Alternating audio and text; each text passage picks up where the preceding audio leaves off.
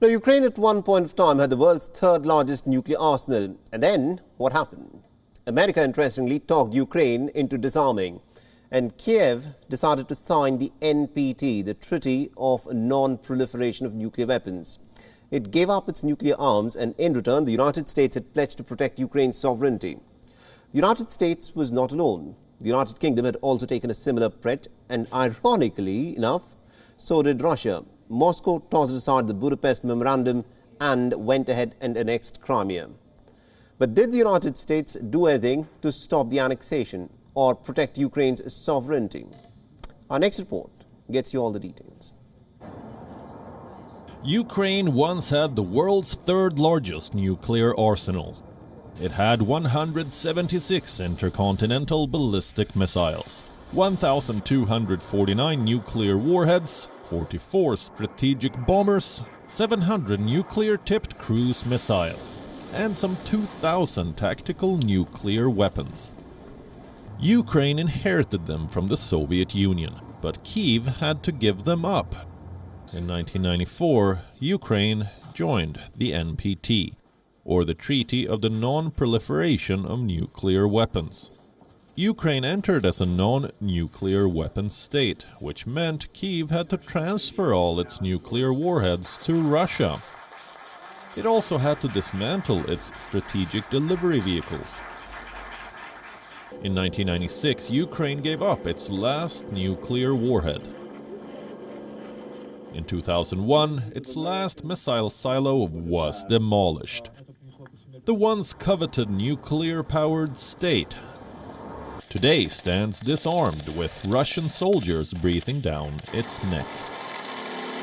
When Ukraine joined the NPT, world powers committed to protect its sovereignty.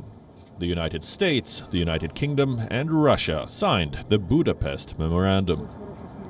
These nuclear-powered states pledged to protect Ukraine's sovereignty, respect Ukraine's territorial integrity, abstain from economic coercion. They also pledged to not use force against Ukraine or threaten it. It took Russia just 10 years to violate all of these commitments. Moscow annexed Crimea in 2014. 8 years later, it has once again deployed troops to the border. What about the two other signatories, the UK and the United States? They couldn't do anything to stop the annexation of Crimea. And today they are trying to second-guess Russian President Vladimir Putin's next move. Had Ukraine detained its nukes, would it have been able to deter Russian aggression? Would it have been able to keep Crimea? Was Ukraine's disarmament a strategic blunder? The people of Ukraine certainly think so. They call this conflict a betrayal, and Ukraine's case is a template for other countries. This conflict shatters the credibility of international treaties. Can arrangements with world powers ensure the safety of your borders? Russia's aggression and the West's response speaks volumes about the failure of security guarantees. Countries like South Korea, Japan, Taiwan and Estonia that depend on such treaties for national security could be having second thoughts. When the Soviet Union collapsed in 1991, America and its allies wanted just one nuclear state to emerge out of it. Russia was considered the de facto inheritor. But the Soviet Union's nuclear arsenal was spread across 4 newly sovereign states: Belarus, Kazakhstan, Russia and Ukraine.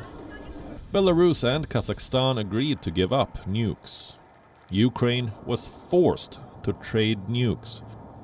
It was promised international recognition, protection and good behavior in return. We know how that turned out. WION is now available in your country. Download the app now and get all the news on the move.